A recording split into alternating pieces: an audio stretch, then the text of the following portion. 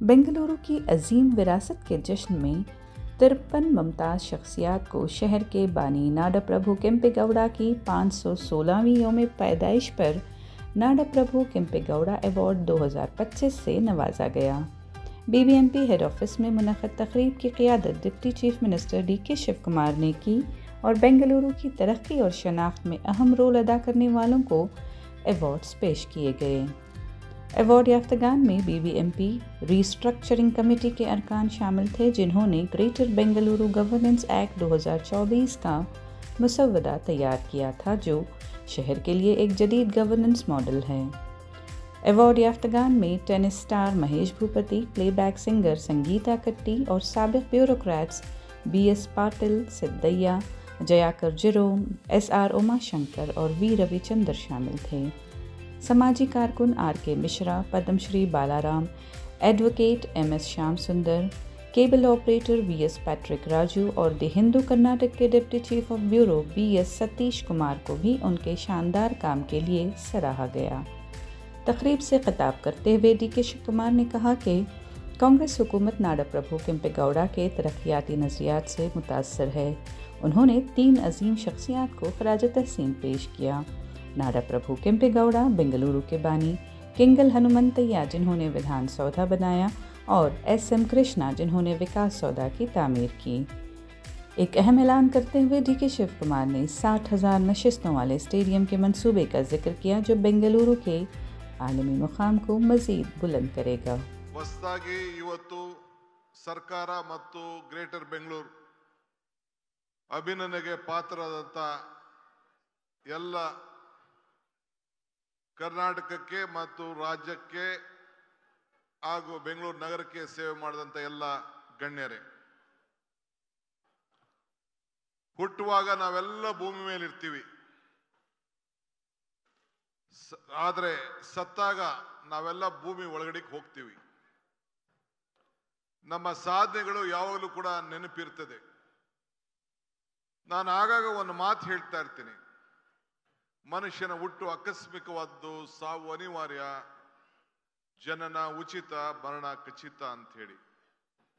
ಈ ಹುಟ್ಟು ಸಾವಿನ ಮಧ್ಯದಲ್ಲಿ ನಾವು ಏನು ಮಾಡ್ತೀವಿ ಅನ್ನೋದು ಬಹಳ ಮುಖ್ಯ. ಒಂದು ಮಗು ಹುಟ್ಟುವಾಗ ಆ ಮಗು ಹೇಳ್ತಾ ಇರ್ತದೆ, ಆ ಕುಟುಂಬದವರು ಮತ್ತು ಸಮಾಜ ಬಹಳ ಸಂತೋಷ ಆಚರಣೆ ಮಾಡ್ತಾ ಇರ್ತಾರೆ. ಅದೇ ಮಗು ದೊಡ್ಡದಾಗಿ ಸತ್ತಾಗ ಮಗು ಬಹಳ ಸಂತೋಷದಿಂದ ಇರ್ತದೆ.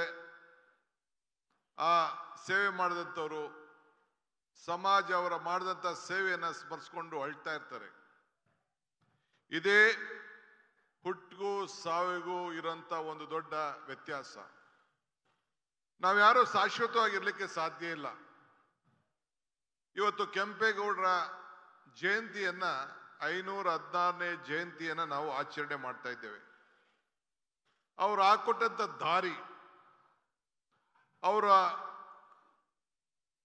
ಎಲ್ಲ ವರ್ಗದ ಜನರಿಗೂ ಸಮಾನತೆಯಿಂದ ಯಾವ ದೃಷ್ಟಿಯಿಂದ ಅವರು ಕಾಣ್ತಾ ಇದ್ರು.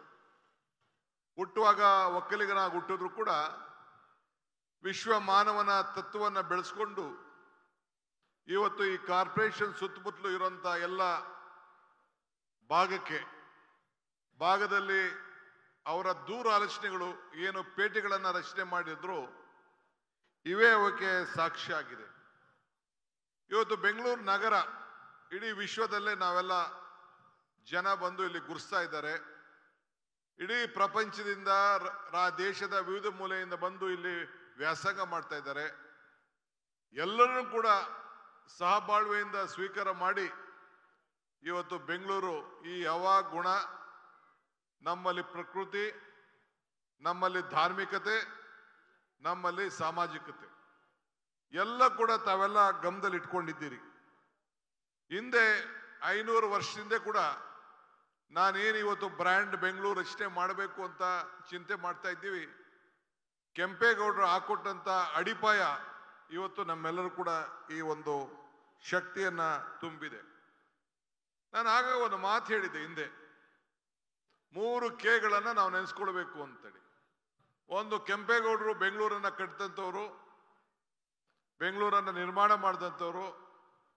ಒಂದು ಕೆಂಗಲ್ ಹನುಮಂತಯ್ಯನವರು ವಿಧಾನಸೌಧವನ್ನು ಕಟ್ಟಿದವರು, ಎಸ್.ಎಂ. ಕೃಷ್ಣರವರು ವಿಕಾಸಸೌಧ ಮತ್ತು ಉದ್ಯೋಗ ಸೌಧವನ್ನು ಕಟ್ಟಿ ಇಡೀ ವಿಶ್ವಕ್ಕೆ ಬೆಂಗಳೂರನ್ನ ಅವ್ರದೇ ಆದಂಥ ರೀತಿಯಲ್ಲಿ ಪರಿಚಯವನ್ನು ಮಾಡಿಕೊಟ್ಟಂಥವ್ರನ್ನ ನಾವು ಈ ಸಂದರ್ಭದಲ್ಲಿ ಸ್ಮರಿಸ್ಕೊಳ್ಬೇಕು ಅಂತೇಳಿ ಹಿಂದೆ ನಾನು ಹೇಳಿದ್ದೆ.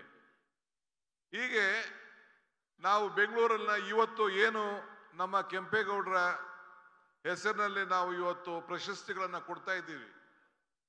ಕಸ ಗುಡಿಸೋರಿಂದ ಹಿಡಿದು ಸ್ವಚ್ಛತೆ ಕಾಪಾಡುವವರಿಂದ ಹಿಡಿದು ಬೆಂಗಳೂರು ನಗರಕ್ಕೆ, ರಾಜ್ಯಕ್ಕೆ ಸೇವೆ ಮಾಡಿದಂಥ ಎಲ್ಲ ಹಿರಿಯ ಮುತ್ಸದ್ದಿಗಳನ್ನ ಇವತ್ತು ನಾವು ಅಭಿನಂದಿಸ್ತಾ ಇದ್ದೀವಿ.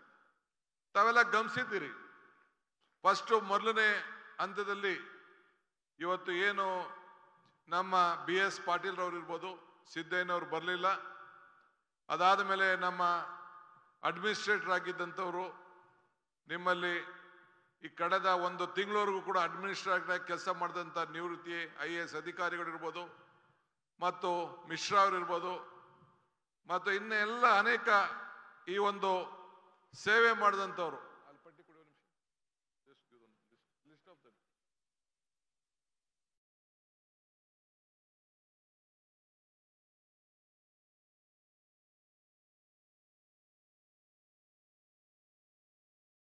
ನಂದಕುಮಾರ್ ಇರ್ಬೋದು, ಜೈಕರ್ ಜಯರಾಮ್ ಇರ್ಬೋದು, ಉಮಾಶಂಕರ್ ಇರ್ಬೋದು, ಮಿಶ್ರಾ ಇರ್ಬೋದು, ಇಂಥವರೆಲ್ಲ ಇವತ್ತು ಸಿದ್ದಯ್ಯನವರು ಆರೋಗ್ಯ ಸರಿ ಇಲ್ಲ ಅಂತ ಬರಲಿಲ್ಲ ಇರ್ಬೋದು.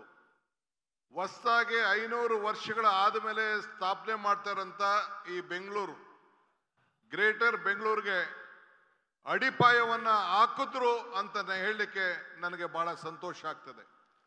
ನಾನು ಎಷ್ಟು ದಿನ ಇರ್ತೀವೋ ಅನ್ನೋದು ಮುಖ್ಯ ಅಲ್ಲ. ಇಲ್ಲಿ ನಾನಾಗ್ಲಿ ಯಾರಾಗ್ಲಿ ಅವರ ಅವಧಿಯಲ್ಲಿ ಕೊಟ್ಟಂತ ಜವಾಬ್ದಾರಿಯನ್ನ ಯಾವ ರೀತಿ ಸಮಾಜಕ್ಕೆ ಒಂದು ಕೊಡುಗೆ ಹಾಕೊಟ್ರು ಅಂತ ಹೇಳಿ. ಇಲ್ಲಿ ಹ್ಯಾರಿಸ್ ಅವ್ರಿಗೆ ತಾನೇ ಇದ್ದು ಹೋದ್ರು, ನಾನು ರಿಜ್ವಾನ್ ಅವ್ರನ್ನು ನೆನೆಸ್ಕೊಳ್ಬೇಕಾಗ್ತದೆ. ವಿರೋಧ ಪಕ್ಷದವರೆಲ್ಲ ಒಂದು ಹೌಸ್ ಕಮಿಟಿ ಮಾಡಬೇಕು ಅಂತ ಹೇಳಿದ್ರು. ಆಗ ನಾನು ರಿಜ್ವಾನ್ ಅವ್ರನ್ನ ಜವಾಬ್ದಾರಿಯನ್ನು ವಹಿಸಿ ನಮ್ಮ ಅನೇಕ ಶಾಸಕರಿಗೆ ಜವಾಬ್ದಾರಿಯನ್ನು ಕೊಟ್ಟು ಇದಕ್ಕೆ ರೂಪುಗೊಂಡು ನೂತನವಾಗಿ ಗ್ರೇಟರ್ ಬೆಂಗಳೂರು ಮಾಡಬೇಕು ಅಂತೇಳಿ ಇವತ್ತು ತೀರ್ಮಾನ ಆಗಿ ನಮ್ಮ ಗವರ್ನರ್ ಅವರು ಕೂಡ ಅಂಕಿತವನ್ನು ವ್ಯಕ್ತಪಡಿಸಿದ್ದಾರೆ. ಇವತ್ತು ಗ್ರೇಟರ್ ಬೆಂಗಳೂರಾಗಿ ಈ ಬೆಂಗಳೂರಿನ ವ್ಯಾಪ್ತಿಯನ್ನೇ ನಾವು ಅಳವಡಿಸ್ಕೊಂಡಿದ್ದೇವೆ. ಮುಂದಿನ ದಿನದಲ್ಲಿ ಇನ್ನೊಂದು ತಿಂಗಳೊಳಗಡೆ ಎಷ್ಟು ನಗರಗಳನ್ನಾಗಿ ಪರಿವರ್ತನೆ ಮಾಡಬೇಕು ಅಂತೇಳಿ ಘೋಷಣೆಯನ್ನು ನಾನು ಮಾಡೋನಿದ್ದೇನೆ. ಇವತ್ತು ಯಾರ್ಯಾರಿಗೆ ನಾವು ಅಭಿನಂದಿಸಿದ್ದೇವೆ, ಕಸ ಗುಡಿಸೋದಿಂದ ಹಿಡಿದು, ಇಂಜಿನಿಯರಿಂದ ಹಿಡಿದು, ಟ್ಯಾಕ್ಸ್ ಕಲೆಕ್ಟ್ ಮಾಡೋದ್ರಿಂದ ರೂಪ ಮಾಡಿಕೊಂಡು ಖಾಸಗಿಯಾಗಿ ವಕೀಲ ವೃತ್ತಿ, ವಾಸ್ತು ಶಿಲ್ಪಿ, ಯೋಗ, ಡಾಕ್ಟರ್ಗಳು, ಇಂಜಿನಿಯರ್ಗಳು, ಸಮಾಜ ಸೇವೆ, ಪತ್ರಕರ್ತರು, ಸಂಗೀತ, ನೃತ್ಯ ಇವೆಲ್ಲ ಕೂಡ ಗಮನದಲ್ಲಿಟ್ಕೊಂಡು ಇವತ್ತು ಅವರ ಸೇವೆಯನ್ನ ಹಿಂದೆ 100 ಜನರಿಗೆ ಕೊಡ್ತಾ ಇದ್ರು. ಆದರೆ ನಾನು ಇದಕ್ಕೆ ಗೌರವನ ಸಿಗಬೇಕು ಅನ್ನೋ ದೃಷ್ಟಿಯಿಂದ ಬರೀ 50ಕ್ಕೆ ಮಾತ್ರ ನಾನು ಸೀಮಿತ ಮಾಡಿದೆ. ಇವತ್ತು ಏನು ಅಧಿಕಾರಿಗಳಿಗೆ, ನೌಕರರಿಗೆ ಏನು ಇವತ್ತು 50 ಕೊಟ್ಟಿದ್ದೇವೆ, ಅದಕ್ಕೂ ಕೂಡ 50ಕ್ಕೆ ಸೀಮಿತ ಮಾಡಿ, ಇದು ಯಾರು ರಾಜಕೀಯದಲ್ಲಿ ನಾವು ಯಾರು ಭಾಗಿಯಾಗಲಿಲ್ಲ, ಆಫೀಸರ್ಸ್ಗೆ ಈ ಜವಾಬ್ದಾರಿಯನ್ನು ಕೊಟ್ಟು ಅವ್ರಿಗೆ ನಾವು ಇದನ್ನ ಗುರ್ಸೋಂಥ ಕೆಲಸ ಅವ್ರವ್ರ ವಲಯದಲ್ಲಿ ಯಾರ್ಯಾರು ಅಂತೇಳಿ. ಕರಿಗೌಡರು ಹೇಳ್ತಾ ಇದ್ರು, ಇಲ್ಲಿ 20 ಕೋಟಿ ಒಬ್ರು ನೌಕರರು 20 ಕೋಟಿ ಹೆಚ್ಚಿಗೆ ಸೇವೆನ ಇದನ್ನ ಕಲೆಕ್ಷನ್ ಟ್ಯಾಕ್ಸ್ ಮಾಡಿದ್ರು ಅಂತ ಹೇಳ್ತಾ ಇದ್ರು. ಒಂದು 5-6 ಜನ ಹೆಣ್ಣು ಮಕ್ಕಳಿಗೆ ಸ್ವಚ್ಛತೆಯನ್ನು ಕಾಪಾಡಂತ ನಮ್ಮ ಹೆಣ್ಣು ಮಕ್ಕಳನ್ನ ಇವತ್ತು ಪೌರ ಕಾರ್ಮಿಕರಿಗೆ ನಾನೇ ಹೋಗಿ 5-6 ಜನಕ್ಕೆ ಸನ್ಮಾನ ಮಾಡಿದೆ. ಅವರು ಕೂಡ ಅವರ ಅವಧಿಯಲ್ಲಿ, ಅವರ ಬದುಕಿನಲ್ಲಿ ನಮ್ಮ ಬದುಕಿಗೆ ಒಂದು ಉತ್ತಮವಾದಂಥ ಜೀವನ ಸಾಗಲಿ ಅಂತೇಳಿ ಇವತ್ತು ಅವರೆಲ್ಲ ನಮ್ಮ ಬದುಕಿನಲ್ಲಿ ಆರೋಗ್ಯಕರವಾಗಿರ್ಲಿ ಅಂತೇಳಿ ಸೇವೆ ಮಾಡಿದಂಥ ಆ ಎಲ್ಲ ಪೌರ ಕಾರ್ಮಿಕರಿಗೆ ಇವತ್ತು ನನ್ನ ಸಾಷ್ಟಾಂಗ ನಮಸ್ಕಾರಗಳನ್ನು ಅರ್ಪಿಸ್ಲಿಕ್ಕೆ ನಾನು ಬಯಸ್ತಾ ಇದ್ದೇನೆ. ಬಹಳ ಕಷ್ಟ, ದೊಡ್ಡ ಒಂದು ಮಾಫಿಯಾನೇ ಇದೆ, ನನಗೆ ಗೊತ್ತಿದೆ ಈ ಒಂದು ಸಾಲಿಡ್ ವೇಸ್ಟ್ ಮ್ಯಾನೇಜ್ಮೆಂಟ್ ಅಲ್ಲಿ. ಎಲ್ಲಿ ಅದಕ್ಕೆ ಬೇರೆ ವಿಚಾರದಲ್ಲಿ ನಾನು ಮಾತಾಡ್ತೇನೆ. ಇವತ್ತು ನಾವೆಲ್ಲ ಕೂಡ ಈ ಸಂದರ್ಭದಲ್ಲಿ ಇಂಜಿನಿಯರ್ಗಳಿರ್ಬೋದು, ನಾನು ಹೇಳೋದು ಪಾರದರ್ಶತೆಯಿಂದ ಈ ಸಂದರ್ಭದಲ್ಲಿ ಇರಬೇಕಾಗ್ತದೆ. ಬೆಂಗಳೂರು ನಗರಕ್ಕೆ ಇವತ್ತು ತಮ್ಮೆಲ್ಲರ ಸೇವೆ ಬಹುಶಃ ಸರ್ಕಾರ ಇವತ್ತು ಗುರುತಿಸಿದೆ. ತಾವು ಯಾವುದೇ ಜಾತಿ, ಯಾವುದೇ ವರ್ಗ, ಯಾವುದೇ ಧರ್ಮ ಅಂಥೇಳಿ ನಾವು ಯಾವುದಕ್ಕೂ ನಾವು ಯೋಚನೆ ಮಾಡಲಿಲ್ಲ. ಇಲ್ಲಿ ಜಾತಿ ಧರ್ಮ ಮುಖ್ಯ ಅಲ್ಲ. ಈ ಪರಿಸರ, ಈ ಭೂಮಿ, ಈ ನೀರು, ಈ ಹವಾ, ಈ ಸೇವೆ ಎಲ್ಲರಿಗೂ ಕೂಡ ಬೇಕಾದದ್ದು. ಎಲ್ಲರೂ ಕೂಡ ಈ ಒಂದು ಬೆಂಗಳೂರು ನಗರ ಇವತ್ತು ಸ್ವೀಕಾರವನ್ನ ಮಾಡಿ ಇದು ಶಾಂತಿಯ ತೋಟ ಅಂತ ಹೇಳಿ ಇವತ್ತು ಕುವೆಂಪು ಹೇಳ್ದಂಗೆ ಸರ್ವ ಜನಾಂಗದ ಶಾಂತಿಯ ತೋಟ ಅಂತೇಳಿ ಇವತ್ತು ಬೆಂಗಳೂರಿಗೆ ಹೆಸರಾಗಿರೋದ್ರಿಂದ ವಿಶ್ವದ ಎಲ್ಲ ಕಡೆ ಕೂಡ ಬೆಂಗಳೂರಿನಲ್ಲೇ ಬದುಕಬೇಕು. ಇವತ್ತು ನಮ್ಮ ರಾಜ್ಯದವರು ಕೂಡ ಗುಲ್ಬರ್ಗಾಲಿರ್ಲಿ, ರಾಯಚೂರಲ್ಲಿ, ಬೀದರ್ಲಿರ್ಲಿ, ಇಲ್ಲ ಮಂಗಳೂರಲ್ಲಿರ್ಲಿ, ಎಲ್ಲರೂ ಕೂಡ ಈ ಸಂದರ್ಭದಲ್ಲಿ ಕೊನೆಗೆ ನಾನು ರಿಟೈರ್ಡ್ ಲೈಫನ್ನ ಬೆಂಗಳೂರು ಇದೊಂದು ಶಾಂತಿವಾದಂತ ತೋಟ, ಈ ತೋಟದಲ್ಲಿ ನಾನೆಲ್ಲ ಬದುಕಬೇಕು ಕೊನೆ ಜೀವನದಲ್ಲಿ ಅಂತೇಳಿ ಎಲ್ಲ ಬಂದು ಇವತ್ತು ಸೇರ್ತಾ ಇದ್ದಾರೆ. ಆದ್ರಿಂದ ಎಲ್ಲರೂ ಕೂಡ ನಾವು ಗೌರವದಿಂದ ಕಾಪಾಡಿಕೊಂಡು ಈ ಸೇವೆಯನ್ನ ಬೆಂಗಳೂರು ನಗರ ಇವತ್ತು ಮಾಡ್ತಾ ಇದೆ. ನಮ್ಮ ಅಧಿಕಾರಿಗಳು ಹಗಲು ರಾತ್ರಿ ಇವತ್ತು ದುಡಿತಾ ಇದ್ದಾರೆ. ಬಹಳ ಜವಾಬ್ದಾರಿಯುತವಾಗಿ ನಾನು ಈ ಒಂದು ನಿಷ್ಠೆಯಿಂದ ಸೇವೆ ಮಾಡಬೇಕು ಅನ್ನೋ ದೃಷ್ಟಿಯಿಂದ ಈ ಬೆಂಗಳೂರು ನಗರದ ಜವಾಬ್ದಾರಿಯನ್ನ ನಾನು ತೆಗೆದುಕೊಂಡಿದ್ದೇವೆ. ಇವತ್ತು ನಾವೆಲ್ಲ ನಿರಂತರವಾಗಿ ಅನೇಕ ಹೋರಾಟಗಳನ್ನು ನಾವು ಮಾಡ್ಕೊಂಡು ನಾವು ಬಂದಿದ್ದೇವೆ. ಜನ ಇವತ್ತು ನಮಗೆ ಒಂದು ದೊಡ್ಡ ಸರ್ಕಾರಕ್ಕೆ 140 ಸೀಟನ್ನು ಕೊಟ್ಟು ಇವತ್ತು ಜನ ಆಶೀರ್ವಾದವನ್ನು ಮಾಡಿದ್ದಾರೆ. ಜನರ ಬದುಕಿಗೆ ಒಂದು ಬದಲಾವಣೆಯನ್ನು ತರಬೇಕು ಅಂತೇಳಿ ಅನೇಕ ಕಾರ್ಯಕ್ರಮಗಳು ರೂಪಿಸಿದ್ದೇವೆ. ಟೀಕೆಗಳು ಬರ್ತವೆ, ನಾನು ಅದಕ್ಕೆ ಚಿಂತೆ ಮಾಡೋದಿಲ್ಲ. ಹಿಂದೆ ಹೇಳಿದ್ದೇನೆ ನಾನು, ಟೀಕೆಗಳು ಸಾಯ್ತವೆ, ನಮ್ಮ ಕೆಲಸಗಳು ಉಳಿತವೆ ಅಂತೇಳಿ. ಹಂಗೆ ನಾವು ಏನು ಮಾಡಿದಂಥ ಕೆಲಸಗಳು ಇವತ್ತು ಉಳ್ಕೊಂಡು ಬರ್ತಾ ಇದೆ. ಮೊದಲನೇ ಬಾರಿಗೆ ಇವತ್ತು ಮಾಧ್ಯಮದ ಮುಂದೆ ನಾನು ಹೇಳ್ತಾ ಇದ್ದೇನೆ, 1 ಲಕ್ಷ ಕೋಟಿ ರೂಪಾಯಿ ಯೋಜನೆಗಳನ್ನ ಬೆಂಗಳೂರು ನಗರದಲ್ಲಿ ಮೆಟ್ರೋ ಇರ್ಬೋದು, BDL ಇರ್ಬೋದು, ನಮ್ಮ ಈ ಒಂದು ಗ್ರೇಟರ್ ಬೆಂಗಳೂರು ವ್ಯಾಪ್ತಿಯಲ್ಲಿ ಕಾಮಗಾರಿಗಳನ್ನು ನಾವು ತೆಗೆದುಕೊಂಡಿದ್ದೇವೆ. ಸುರಂಗ ಮಾರ್ಗಕ್ಕೆ ಸುಮಾರು 37,000 ಕೋಟಿ ರೂಪಾಯಿ ಅಷ್ಟು, ಫ್ಲೈಓವರ್ಗೆ ಸುಮಾರು ಒಂದು 17-18,000 ಕೋಟಿ ರೂಪಾಯಿ ಅಷ್ಟು, ಹಿಂಗೆ ಮತ್ತು ಪೆರಿಫೆರಲ್ ರಿಂಗ್ ರೋಡ್ಗೆ 26,000 ಕೋಟಿ ರೂಪಾಯಿ ಅಷ್ಟು, ಮತ್ತು ಬೇರೆ ಬೇರೆ ರೀತಿಯ ಸ್ವಚ್ಛತೆಗೆ ಸುಮಾರು 10-15,000 ಕೋಟಿ ರೂಪಾಯಿ ಅಷ್ಟು ಮೀಸಲಾಗಿಟ್ಟು ಇವತ್ತು ಕಾರ್ಯಕ್ರಮಗಳನ್ನು ಇವತ್ತು ನಾವು ರೂಪಿಸಿರೋದು ತಮಗೆಲ್ಲ ಗೊತ್ತಿರುವಂತ ವಿಚಾರ. ಹಿಂಗೆ ಅದಲ್ಲದೆ ಇವತ್ತು ನಾವು ಸ್ಟೇಡಿಯಂ, ಒಂದೇ ಒಂದು ಸ್ಟೇಡಿಯಂ ಇದೆ, ಇನ್ನೊಂದು ನಮ್ಮ ಕಂಠೀರವ ಸ್ಟೇಡಿಯಂ ಇದೆ, ಇನ್ನೊಂದು ದೊಡ್ಡ ಸ್ಟೇಡಿಯಂ, ಒಂದು 60,000 ಜನಸಂಖ್ಯೆ ಇರುವಂತ ಸ್ಟೇಡಿಯಂ ಅನ್ನ ಈಗಾಗಲೇ ಬೆಂಗಳೂರು BDA ವ್ಯಾಪ್ತಿಯಲ್ಲಿ ಹೊಸದಾಗಿ ನಿರ್ಮಾಣ ಮಾಡಬೇಕು ಅಂತೇಳಿ ಈಗಾಗಲೇ ನಮ್ಮ ಅಧಿಕಾರಿಗಳಿಗೆ ನಾನು ಸೂಚನೆಯನ್ನು ಕೂಡ ಕೊಟ್ಟಿದ್ದೇನೆ. ಒಂದು ದೊಡ್ಡ ಸ್ಕೈ ಡೆಕ್, ಎಲ್ಲಿಂದ ಹೊರಗಡೆಯಿಂದ ಬಂದಂಥವ್ರು ಯಾವ್ದಾದ್ರು ನೋಡ್ಲಿಕ್ಕೆ ಒಂದು ಆಕರ್ಷಣೀಯವಾದಂಥ ಜಾಗ ಇಲ್ಲ, ಅದಕ್ಕೂ ಕೂಡ ಈಗಾಗಲೇ ಸ್ಕೈ ಡೆಕ್ಗೆ ಕೆಲವು ಜಾಗದ ವ್ಯತ್ಯಾಸ ಹೆಚ್ಚು ಕಮ್ಮಿ ಆಗ್ತಾ ಇದೆ. ಯಾಕೆಂದ್ರೆ ಟೆಕ್ನಿಕಲ್ ರೀಸನ್ನು, ನಮ್ಮ ಏರ್ಪೋರ್ಟ್ ಅವ್ರು ಒಪ್ಕೊಳ್ಬೇಕು, 20 ಕಿಲೋಮೀಟರ್ ದೂರದಲ್ಲಿ ಇರಬೇಕು. ಆ ದೃಷ್ಟಿಯಿಂದ 3-4 ಜಾಗಗಳು ಕೆಲವು ಶಿಫ್ಟ್ ಆಗ್ತಾ ಇದೆ. ಅದನ್ನು ಕೂಡ ಈಗಾಗಲೇ ನಾವು ನಮ್ಮ ಬದ್ಧತೆಯನ್ನು ಈಗಾಗಲೇ ನಮಗೆಲ್ಲ ತೋರಿಸಿದ್ದೇವೆ. ಬಹುಶಃ ಸದ್ಯದಲ್ಲೇ ನಮ್ಮ ಕೆಲವು ದಿನಗಳಲ್ಲೇ ಆ ಕೆಲಸಗಳನ್ನು ಪ್ರಾರಂಭ ಮಾಡಲಿಕ್ಕೆ ಈಗಾಗಲೇ ಯೋಜನೆಗಳನ್ನು ನಾವು ತಯಾರು ಮಾಡ್ಕೊಳ್ತಾ ಇದ್ದೇವೆ. ಜನರ ಪ್ರೀತಿ ಮರದಲ್ಲಿ ಸಿಗುವುದಿಲ್ಲ, ಇಲ್ಲ ಮರದಲ್ಲಿ ನಾವು ಬೆಳಿಲಿಕ್ಕೆ ಸಾಧ್ಯ ಇಲ್ಲ, ಇಲ್ಲ ಮಾರುಕಟ್ಟೆಯಲ್ಲೂ ಕೂಡ ಸಿಗುವುದಿಲ್ಲ. ಜನರ ಹೃದಯದಲ್ಲಿ ಮಾತ್ರ ಜನರು ಸಿಗ್ತದೆ. ನಾವು ಮಾಡಿದಂಥ ಕೆಲಸಗಳನ್ನ ಕಣ್ಣಲ್ಲಿ ನೋಡಿದಾಗ ಮಾತ್ರ, ಈ ಕಿವಿಲ್ ಕೇಳಿದ್ರೆ ಏನು ಅರ್ಥ ಆಗೋದಿಲ್ಲ. ಹಿಂದೆ ಯಾವುದೋ ಒಂದು ಸಂದರ್ಭದಲ್ಲಿ ಮಾತಾಡಿದ್ದೆ ನಾನು, ಅಕ್ಬರ್ಗೂ ಬೀರ್ಬಲ್ಗೂ ಒಂದು ಸಂಭಾಷಣೆ ಸಂದರ್ಭದಲ್ಲಿ ಕೇಳ್ತಾನೆ, ಸತ್ಯಕ್ಕೂ ಸುಳ್ಳಿಗೂ ಎಷ್ಟು ಅಂತರ ಅಂತೇಳಿ. ಅವನು 4 ಬೆರಳು ಅಂತ ಹೇಳ್ತಾನೆ. ಯಾರು? ಬೀರ್ಬಲ್ ಅಕ್ಬರ್ಗೆ. ಹೆಂಗೆ ಅಂತ ಕೇಳ್ತಾನೆ, ಈ ಕಣ್ಣಲ್ಲಿ ನೋಡೋದೆಲ್ಲ ಸತ್ಯ, ಈ ಕಿವಿಲ್ ಕೇಳೋದೆಲ್ಲ ಸುಳ್ಳು ಅಂತೇಳಿ ಕಿವಿಯಿಂದ ಇಟ್ಕೊಂಡು ಹೇಳ್ತಾರೆ. ಹಂಗೆ ಇವತ್ತು ನಮ್ಮ ಈ ಅಧಿಕಾರಿಗಳು ಏನು ಇಲ್ಲಿ ನಿಮ್ಗೆ ಸೇವೆ ಮಾಡಿದ್ದಾರೆ, ಇಲ್ಲಿ ಜೈಕರ್ ಜಯರಾಮ್ ಇದ್ದಾರೆ. ಕಳೆದ 18-20 ವರ್ಷದಿಂದ ನಮ್ಮ ರಾಜ್ಯದಲ್ಲಿ BDA ಕಮಿಷನರ್ ಆಗಿ ಹೆಬ್ಬಾಳ್ ಫ್ಲೈಓವರ್ನ ತೀರ್ಮಾನ ಮಾಡಿ ಈ 3-4 ಏನು ಹೊಸ ಲೇಔಟ್ಗಳನ್ನ ನಾವು ಕೊಟ್ಟಿಲ್ಲ, ಹಕ್ಕುಪತ್ರಗಳನ್ನು ಕೊಟ್ಟಿಲ್ಲ, ಅವತ್ತು ನೋಟಿಫಿಕೇಶನ್ ಮಾಡಿದಂಥ ಒಬ್ಬ ಹಿರಿಯ ಅಧಿಕಾರಿಗಳು. BS ಪಾಟೀಲ್ ರವರು ನಮ್ಮ ಚೀಫ್ ಸೆಕ್ರೆಟರಿ ಆಗಿ ನಮ್ಮ ರಾಜ್ಯಕ್ಕೆ ಸೇವೆ ಮಾಡಿದಂಥವ್ರು. ಹಿಂಗೆ ಎಲ್ಲ ಇದ್ದ ಹಿರಿಯ ಅಧಿಕಾರಿಗಳೆಲ್ಲ ಇವತ್ತು ನಿಮ್ಮ ಮುಂದೆ ಬಂದು ಇಲ್ಲಿ ಕೂತಿದ್ದಾರೆ. ಇದಲ್ಲದೆ ಉಮಾಶಂಕರ್ ಅವ್ರು ಇರ್ಬೋದು, ಮಿಶ್ರಾ ಇರ್ಬೋದು, ಸಂಗೀತ ಕಟ್ಟಿ ಇರ್ಬೋದು, KM ನಾಗರಾಜ್ ಇರ್ಬೋದು, ಎಲ್ಲರೂ ಕೂಡ ಶಾಂತ್ ಇವರು ಹೋದ್ರು. ರಾಜಗೋಪಾಲ್ ಅವರು ನಮ್ಮ ಇಂಡಸ್ಟ್ರೀಸ್, ನಮ್ಮ ಕೈಗಾರಿಕಾ ಕ್ಷೇತ್ರದಿಂದ ಡಾಕ್ಟರ್ ವೆಂಕಟಪ್ಪನವರು 15 ಕೋಟಿ ರೂಪಾಯಿ ವೆಚ್ಚ ಮಾಡಿ ಚನ್ನಪಟ್ಟಣದಲ್ಲಿ ಇಲ್ಲಿ ಬೆಂಗಳೂರಲ್ಲಿ ಹಾಸ್ಪಿಟಲ್ ನಡೆಸಿ ಚನ್ನಪಟ್ಟಣದಲ್ಲಿ ಉಚಿತವಾಗಿ 15 ಕೋಟಿ ರೂಪಾಯಿ ವೆಚ್ಚ ಮಾಡಿ CSR ಶಾಲೆಯನ್ನ ಇವತ್ತು ಕಟ್ಟಿ ಸರ್ಕಾರಕ್ಕೆ ಇವತ್ತು ದಾನ ಮಾಡುವಂತ ಕೆಲಸ ಇವತ್ತು ಮಾಡ್ತಾ ಇದ್ದಾರೆ. ಅಂಥವ್ರನ್ನ ಇವತ್ತು ನಾವು ಗುರುಸಿ ಇಲ್ಲಿ ನಾವು ಸೇವೆಯನ್ನ ನಾವು ಮಾಡ್ಕೊಂಡು ಬಂದಿದ್ದೇನೆ. ಗುರುಸಿ ನಾವು ಸೇವೆಯನ್ನ ಮಾಡೋದನ್ನ ನಾವು ಗುರುಸ್ಕೊಂಡು ಬರ್ತಾ ಇದ್ದೇವೆ. ಇಲ್ಲಿ ನಾನು ಹೆಚ್ಚಿಗೆ ಜಾಸ್ತಿ ನನಗೆ ಮಾತಾಡೋಕ್ಕೆ ಇಷ್ಟ ಇಲ್ಲ, ಆದರೂ ಕೂಡ ಎಲ್ಲ ಸಮುದಾಯಗಳು ಒಟ್ಟಾಗಿ ಇವತ್ತು ನಾವು ಸೇವೆಯನ್ನು ಮಾಡ್ಕೊಂಡು ಬರ್ತಾ ಇದ್ದಾರೆ.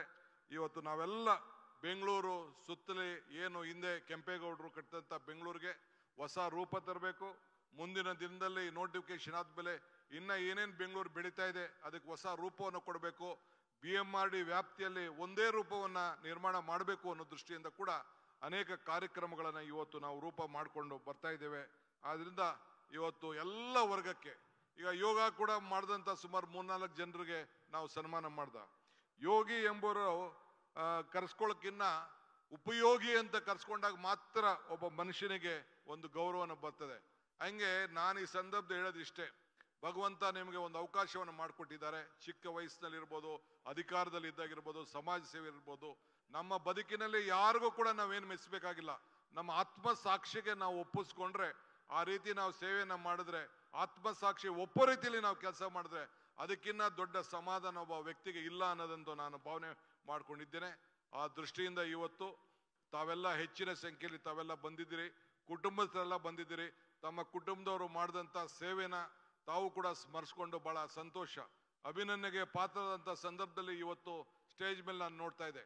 ನಾನು ಅವ್ರಿಗೆ ಸನ್ಮಾನ ಮಾಡೋಂಥ ಸಂದರ್ಭದಲ್ಲಿ, ಭಾವಚಿತ್ರ ಕೊಟ್ಟಂಥ ಸಂದರ್ಭದಲ್ಲಿ ಅವರ ಮುಖದಲ್ಲಿ ನಗು, ಸಂತೋಷ ಎಷ್ಟಿತ್ತು ಅಂತ ನನಗೆ ಹೇಳಲಿಕ್ಕೆ ಸಾಧ್ಯ ಇಲ್ಲ. ನನಗೆ DVGದು ಒಂದು ಕವನ ನನಗೆ ನೆನಪತ್ತು. ನಗುವುದು ಸಹಜ ಧರ್ಮ, ನಗಿಸುವುದು ಪರಧರ್ಮ, ನಗುತ್ತ ಕೇಳುತ್ತ ನಗುವುದು ಅತಿಶಯದ ಮರ್ಮ, ನಗಿಸಿ ನಗುತ್ತ ನಗುತ್ತ ಬಾಳುವ ವರವ ಬೇಡಿಕೊಳ್ಳೋ ಮಂಕುತಿಮ್ಮ ಅಂತ ಹೇಳಿ ನೀವೆಲ್ಲ ನಗನಗ್ತಾ ಬಹಳ ಸಂತೋಷದಿಂದ ಇವತ್ತು ತಮ್ಮ ಬದುಕಿನಲ್ಲಿ ಕರ್ನಾಟಕ ಸರ್ಕಾರ, ಇದು DK ಶಿವಕುಮಾರ್ ಆಯ್ಕೆ ಅಲ್ಲ, ಇದು ಕರ್ನಾಟಕ ಸರ್ಕಾರದ ಆಯ್ಕೆ, ಬೆಂಗಳೂರಿನ ಗ್ರೇಟರ್ ಬೆಂಗಳೂರಿನ ಆಯ್ಕೆ.